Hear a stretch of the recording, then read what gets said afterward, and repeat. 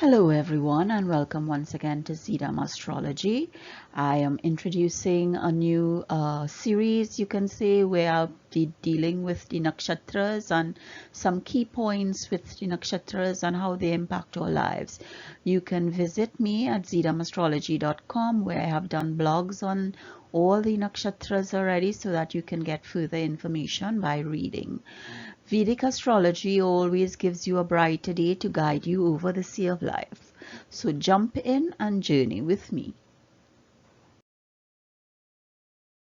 When we look at Revati Nakshatra, we look at the symbols, because the symbols is the identification of that nakshatra. And what is the symbols for Revati Nakshatra? One is a pair of fishes, and two, it's a pair of drums. So, and fishes are magical. Fishes are something that we don't see. We have to go looking for it. So it's something that is in secret, you know.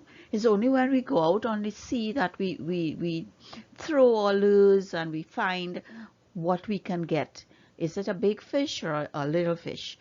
So that when we go looking into the secrets and the non-norms, we find things that we may not want to find, or we find things that we should find, you know. And fishes are noble to a fault. They give you the magic ability to make dreams come true, but you can only make dreams come through through an action. You know, you have to go out there on the sea and throw out your lure so that you can get the fish hooked on your bait. And this is what Revati is telling us. You know, there's something deeper to us. There's something paired with us that makes us complete. The drums, the rhythm of the drums connects us to the earth, and that allows our emotions and dreams from the fishes to take hold on a foundation that nurtures, you know, because when you go on the sea, it is so calming, you know, other than if it's a storm, obviously. But more than likely, water is a calm, a flow, a steady flow that gives us that foundation to just move from one thing to another. And the sea is owned or ruled by Neptune, and Neptune is a planet or graha that we don't really deal with in Vedic astrology, but I like to include it because, you know, when you have knowledge, why not use it? Why leave knowledge to go astray and not understand that it is part of what we are doing and what we can achieve? So Neptune is god of the sea, and you know, at the end of the day, the story with Neptune and his father throwing him into the sea because of his fear of Neptune taking over his throne is all about that, you know, a fear of something, a fear of going into the unknown, a fear of being swallowed, a fear of drowning. And the symbols for Revati Nakshatra tells us that we must pair up with something or someone to help us through these times. And these nakshatras, as I've said in previous videos, can be activated when a planet is transiting. We have our natal planets, and then we have the planets transiting, because it's not a stagnant universe. It's a universe on the move, and this is what we need to find out with Revati and how it impacts us. And this is just the beginning. Let us continue. The deity for Revati Nakshatra is Lord Pushan, and Lord Pushan is one of the 12 Adityas or sun gods, born of Mother Earth, Aditi. And Lord Pushan is the god of marriage, journeys, travel, meetings. And we continue with the theme of pairing, of someone in your life, of something that could take you from one place to another. And when you go on journeys, you know, it's because you want to meet new people, you want to experience new things. You know, at meetings, it's not you alone, you're meeting with someone. So that pairing, you know, comes through again. And I've just put in this story of Lord Pushan and one of the mythologies of the Hindu era, in that Lord Pushan was said to be at a yagna for um, Prajapati Daksha, where they did not invite Shiva, but Sati, his wife, went, because Sati is the daughter of Prajapati. And Sati Molamated herself because she was not being treated good, nor was her husband being recognized by her father. And when she did that, Shiva, he started wreaking havoc. And poor Lord Pushan wanted to say something, and with the rage that Shiva had, it is said that he knocked out Pushan's teeth, which created the Milky Way. And this story is not only, about Pushan's broken tooth. It's about when you intervene in someone else's quarrel or someone else's business, there are consequences. And are you ready to accept those consequences? Because then you are pairing yourself with their issues, Is it that you wish to intervene in situations that will have consequences, or that you are aware will have consequences? Or is it that you just want to travel on your own and have that journey by yourself?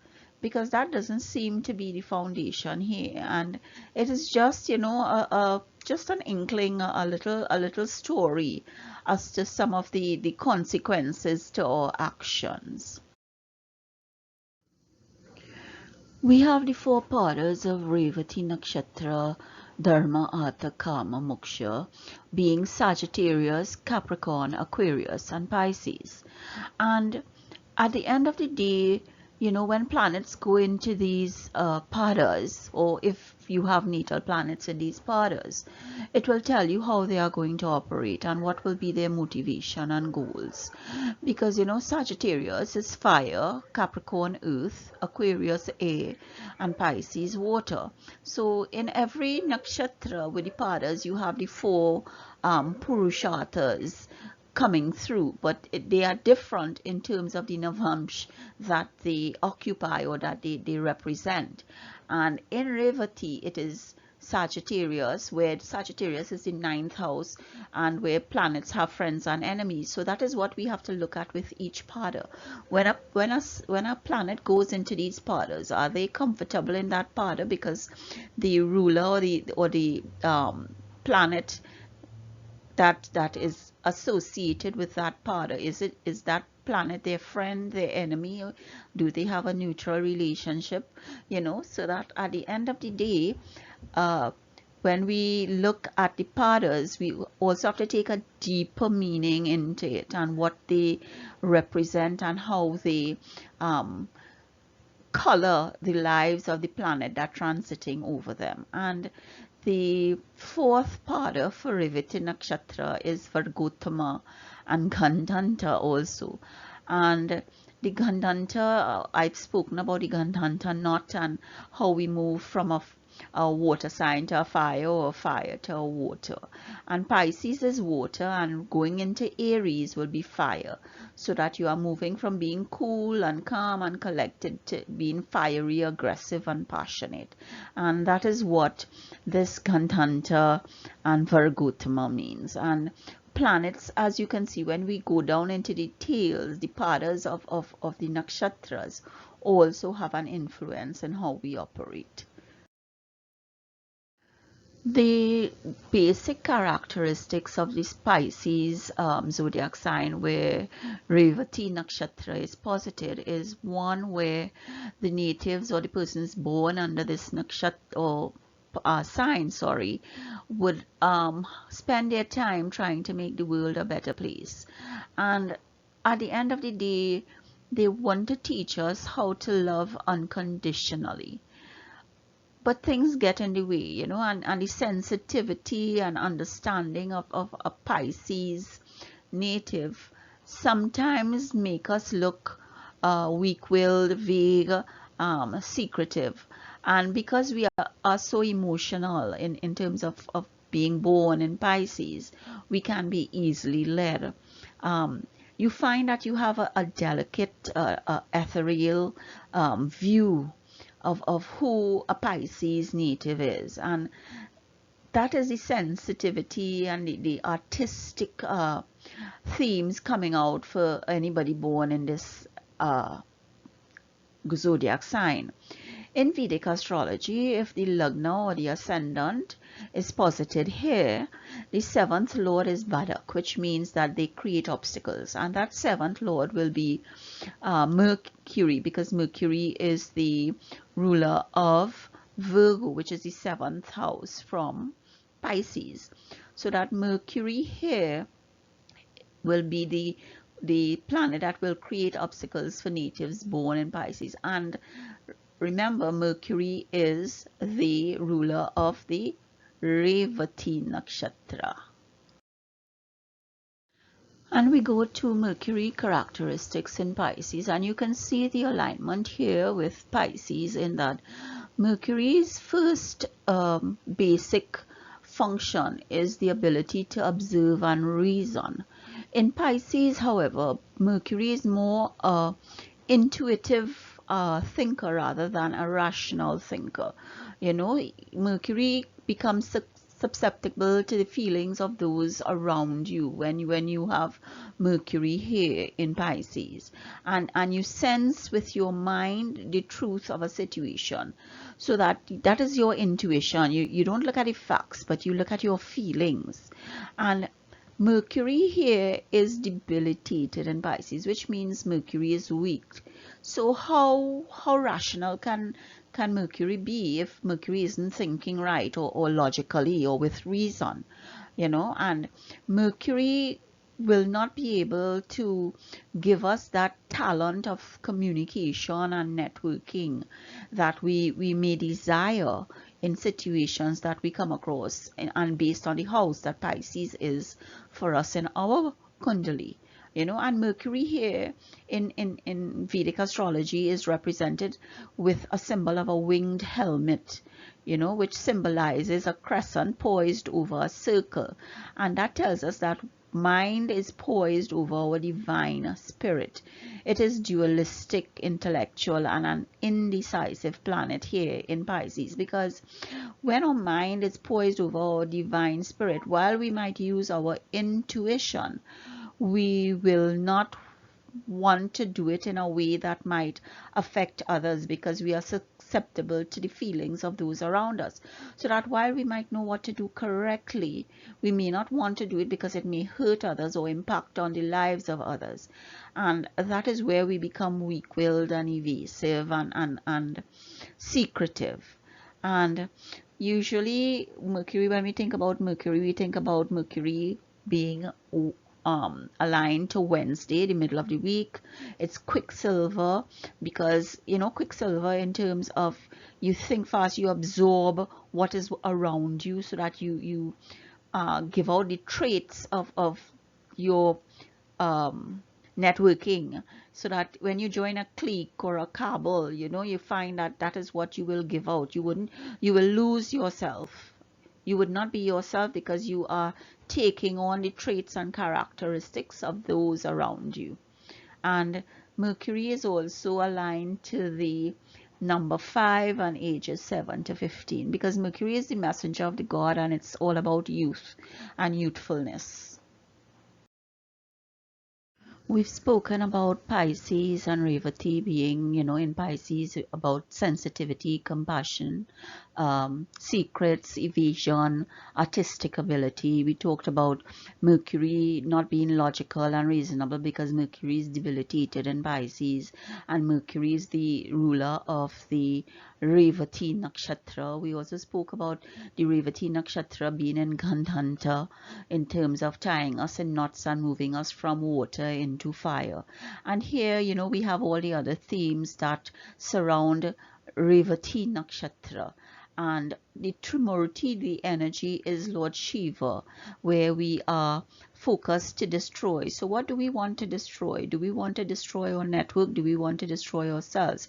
Because remember, the symbols here are a pair of drums and a pair of fishes. And is it that we want to separate ourselves, like how Neptune was separated from his father at birth, which is part of the Pisces story? Or do we want to continue to pair ourselves and destroy ourselves with our partnerships? Is that the story here, or the theme, or the characteristic? And it's only your chart that will tell us, which is why I keep conditioning you to understand your own chart.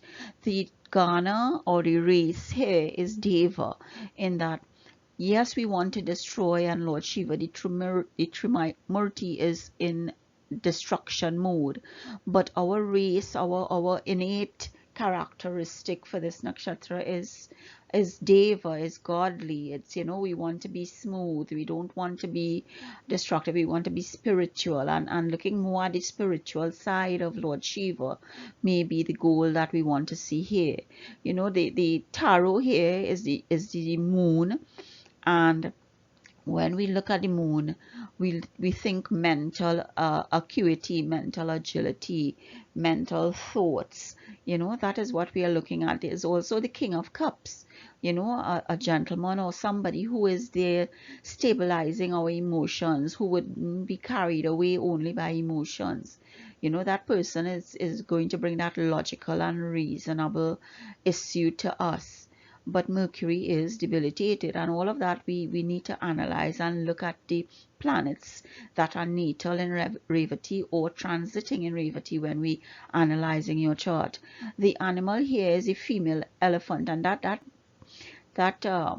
theme of nurturing, of long lasting, of pairing comes through with this female elephant, because female elephant is all about their offspring, and we always know that we see that elephants have a long memory. What you see you don't forget, and that is the agility. And the pigeon there is a swift bird who takes messages, which aligns itself to Mercury, the messenger of the gods. So there are a lot of things here that we need to look at, and as you can see, these are some of the themes that are associated with Revati Nakshatra.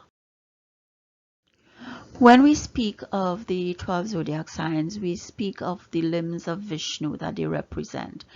And when we talk about Vishnu, our mind obviously then travels, like Lord Pushan, to the avatars of Lord Vishnu. And one of the avatars of Lord Vishnu is obviously Lord Krishna. And Lord Krishna has an elder brother, Balarama. And Balarama is associated with Mercury. And therefore, which is why we need to think of Balarama and Mercury and Pisces together, because this is where the alignment, it's a step-by-step alignment. And Balarama was always the stronger, or the physically strong of the two brothers, and that is what the silent strength and silent support for Krishna came from. It came from Balarama, his older brother. And Balarama spent his childhood as a cowherder with Krishna. He killed the asuras with Krishna when they were in battle. He was one who slayed the mighty Senapati Kalavakra after the evil king died. And Balarama and Krishna, were always together, and that silent strength and support that was given to Krishna allowed him to move on and to be very successful and to be who he should be. So that again the theme of pairing comes up here in Pisces and Revati Nakshatra. And it also is significant because the wife of Balarama was Revati, the daughter of the king, and Revati and Balarama had two sons. So that again, pairing twins, what does it give us when we have to have a network and have a a place where we can meet, a place where we travel to find new adventures, to overcome obstacles created by our Lagna being in Pisces. How do we do this? So that the choices are there for us to be alone or to be paired. And more than ever not, in Revati, we want to be paired. We want to have that connection with someone other than ourselves. So this is just a part and parcel of Revati Nakshatra and how it operates in Pisces, and Mercury and how it operates as the debilitated planet and absorbs and creates for us in this nakshatra. And you can learn more by coming to my website zeedamastrology.com, where I have a lot of blogs on these issues. As I always end, I ask that, Bhagwan's blessings be upon us, that we listen to our inner selves, that we hear what we should hear and do what we should. So that I thank you once again for going through this analysis with me, and I hope that you sign up, subscribe, and share so that we can both grow together. I thank you once again and hope that all is well with you, and I hope to see you next time. Bye.